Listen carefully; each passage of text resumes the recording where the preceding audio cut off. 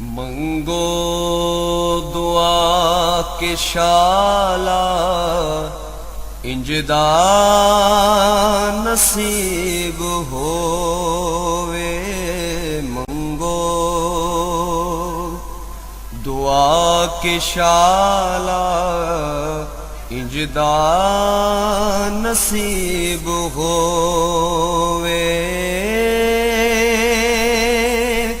जद आवे मौत मैनू जद सुहागा जो ना सुहागे नू खुला करके उस तो बाद शीशा बनाना देखो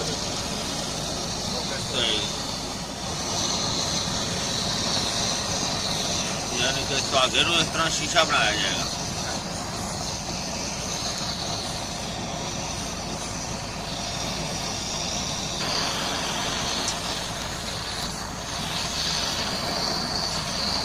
यानी कि जिन्हें अग तेज हो ज़्यादा बेहतर है क्योंकि बननी अग तेज नाले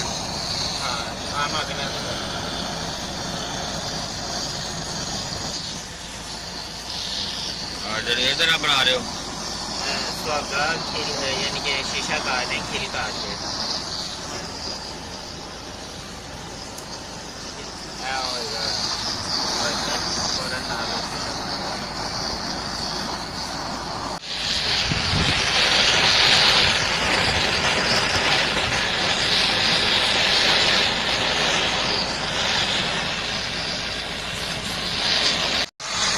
सुहागा इस शीशे की तरह बनेगा। इस तरह फिर अभी फटकड़ी जी वो भी शीशा बनानी है।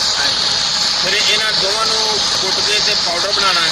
लैदा कुट के पाउडर बना के फिर इन्होंने मिक्स कर देना। फिर मिक्स करके तो फिर अंडे की सफेदी देसी अंडे की सफेदी उबाल के देसी हो बेहतर तो है ना कि देसी हो उबाल के सफेदी। अच्छा उनकी सिर्फ सफेदी वो इस जो पाउडर बनाया होएगा फटकड़ी का और सुहागे का जो पाउडर बनाया होगा कैमोनार करके इनके सफेदी मिक्स करनी है। जो मिक्स करोगे ना तो गर्म रिएक्शन करेगा उबल जाएगा जी पाला देगा। तेन फटाफट किसी भी चीज़ को लेप कर दोगे ना तो जाम के पत्थर का बन जाएगा उबल जाएगा। उसके बाद उन्होंने डायरेक्ट भावें अग दे लो भावें रेत रख के दे लो सारी करेगा सही। अच्छा जो उस तो पहले जो एक दसा हजे लेना है सिंगरम की दली के उत्ते सोने के वर्क को शहद ला के तो उत्ते लपेटना उनके उत्ते फिर की लपेटना उन्हें तो फिर कुछ नहीं लगेगा वो किस चीज़ का लेप करना उस तो बाद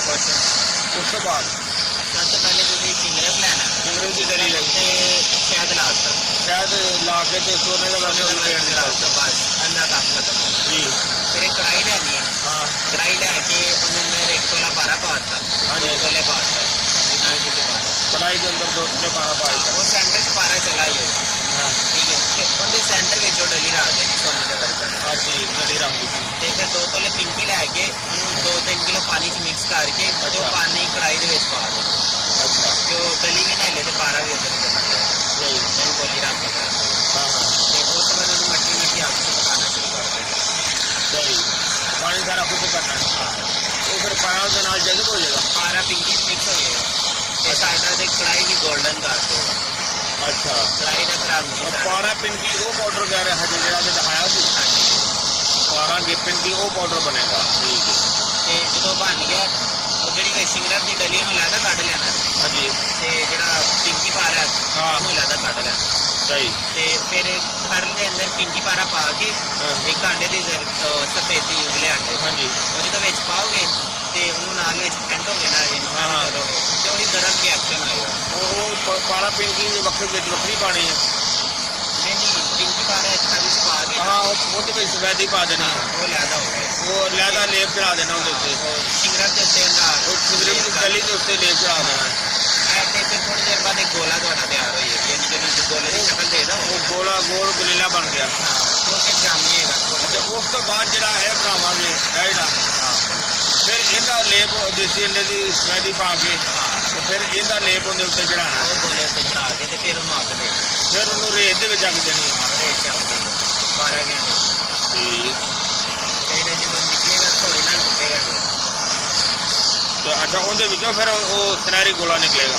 ਜਦੋਂ ਗੋਲਾ ਤੋੜੋਗੇ ਨਾ ਹਾਂ, ਤੇ ਹਾਂ। ਆਂਡਾ ਤੋੜ ਕੇ ਵਿੱਚੋਂ ਜ਼ਰਦੀ ਨਿਕਲਦੀ ਹੈ ਨਾ, ਹਾਂ ਹਾਂ ਹੁੰਦੀ ਹੈ ਵੀ ਚੀਜ਼ ਠੀਕ। ਤੇ ਸੈਂਟਰ ਵਿੱਚੋਂ ਸਹੀ ਸਹੀ ਗਏ ਬਦੇਰੇ ਸਰਕਾਰ ਨੂੰ ਕਵਾਂਗੇ ਗਮ ਹੋ ਗਏ ਬਦੇਰੇ ਸਰਕਾਰ ਨੂੰ ਕਵਾਂਗੇ